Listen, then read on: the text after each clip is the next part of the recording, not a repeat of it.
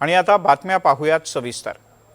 खरात प्रकरणातले सगळे दोषी शोधा आणि ठेचून काढा अशी संतप्त प्रतिक्रिया मनसेचे सर्वेसर्वा राज ठाकरे यांनी दिली। खरात प्रकरणावरून विधानसभेत आज जोरदार पडसाद उमटले। खरातची HIV टेस्ट करण्याची मागणी काही नेत्यांनी केली, तर खरातचे ज्याच्या सोबतचे संबंध आहेत त्या सगळ्यांवर कारवाई व्हावी अशी मागणी सुद्धा जोर धरते।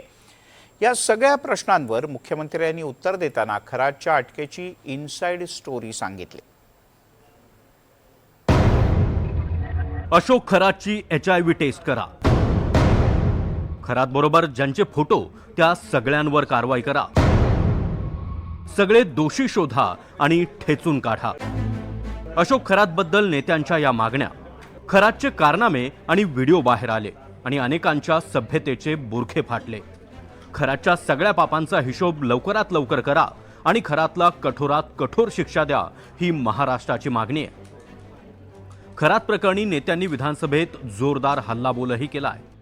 महाराष्ट्र आता कुठे चालला आहे आणि आमच्या बरोबर आमच्या 2-3 लोकांना पण बोलू द्या, फार गंभीर विषय आहे हा नाशिकचा। हो, पाणीच दिलेल्याचा विषय आहे। कोणतं पाणी तेही सांगतो ना, ओशोक पाणी दिलेला ते पण सांगतो। अध्यक्ष महोदय, आता त्याची सगळे जे भेटलेत ना, जे भेटले त्याची HIV टेस्ट पण करून घ्यावी लागेल आपल्याला, ते पण सांगतो ना।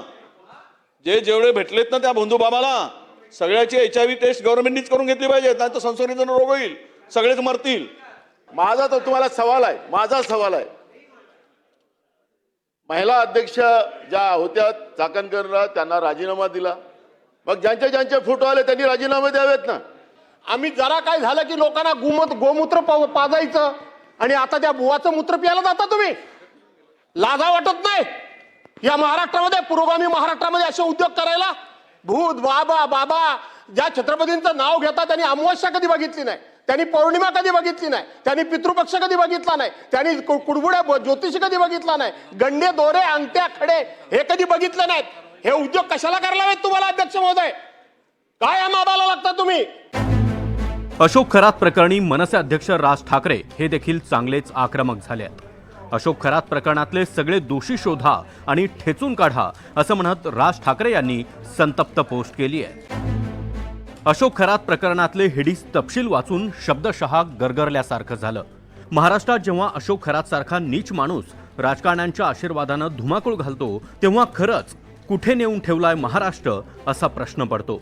ज्या महाराष्ट्रात राज्यकर्ते संतांचा आशीर्वाद घ्यायचे, त्या महाराष्ट्रातले नेते तर्काला तिलांजली देऊन कुठलं तरी अजब तीर्थप्राशन करण्यासाठी खरात सारख्याच्या भजनी लागतात, हे भीषण आहे। तुमच्या घटक पक्षातील अनेक नावांभोवती संशयाची सुई फिरत आहे, तेव्हा हे सगळं घडत असताना याचा कुठेच सुगावा का लागत नाही म्हणून दोषी धरायचं? माझ्या तर कानावर असं पण येत आहे की कुणाच्या तरी महत्वाकांक्षांचे पंख छाटण्यासाठी या प्रकरणाचा वापर केला जात आहे। मुख्यमंत्री महोदय, धोबी पछाड राजकारण बाजूला ठेवून या प्रकरणाचा छडा लावा। देवी शक्तीच्या नावाखाली राजसत्तेच्या आशीर्वादानं जर स्त्रियांचं शोषण होत असेल तर त्याच्या इतकं गंभीर काहीच नाही, आणि याला जर वेळीच आवर घातला नाही तर महाराष्ट्राचं वाटोळं झालं म्हणून समजा। या प्रकरणातले सगळे दोषी शोधून काढा आणि त्यांना ठेचून काढा। तसं केलं तर आणि तरच तुमच्या भाषणात तुम्हाला संतांचा आणि छत्रपती शिवाजी महाराजांचा दाखला देण्याचा अधिकार आहे, अन्यथा नाही। अनेक जण एक दुसऱ्याची बोट तपासताना बघत होते, मस्करीत करत होते, हे जरा बोट दाखव रे तुझं। म्हणजे इतका संशय विधानसभेमध्ये व्यक्त होत होता, भले ती मस्करी असेल, पण आपलं बोट कापलंय काय लोक दाखवायचे, माझं बोट नाही कापलं, माझं बोट नाही कापलं, काय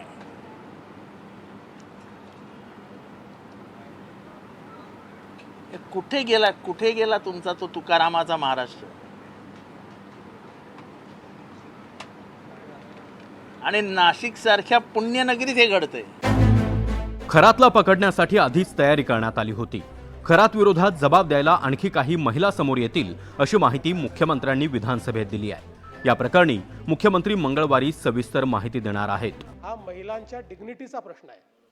अशा प्रकारे महिलांचा दुरुपयोग करणं आणि त्यांना काहीतरी वेगळ्या पद्धतीचं भासवून वेगळ्या शक्ती आहेत असं सांगून आणि जणू काही त्या जे काही समर्पण करतायत ते करणं हेच त्यांचं इति कर्तव्य आहे, अशा पद्धतीचं त्यांचं ब्रेन वॉशिंग करणं, अशा अनेक गोष्टी याच्यामध्ये करण्यात आलेल्या आहेत. त्यामुळे निश्चितपणे याचं गांभीर्य लक्षात घेऊन उद्या या संदर्भात मी जे काही तुम्ही ठरवाल पण याचं पूर्ण अगदी सखोल निवेदन मी करेन. भक्तांना अध्यात्माचे धडे देणारा, जादूटोणा करत पैसे उकळणाऱ्या भोंदूबाबा अशोक खरातनं जवळपास 150 परदेश दौरे केल्याची चर्चा आहे. काही दिवसांपूर्वीच त्यानं कुटुंबासह दक्षिण कोरियाचाही दौरा केला.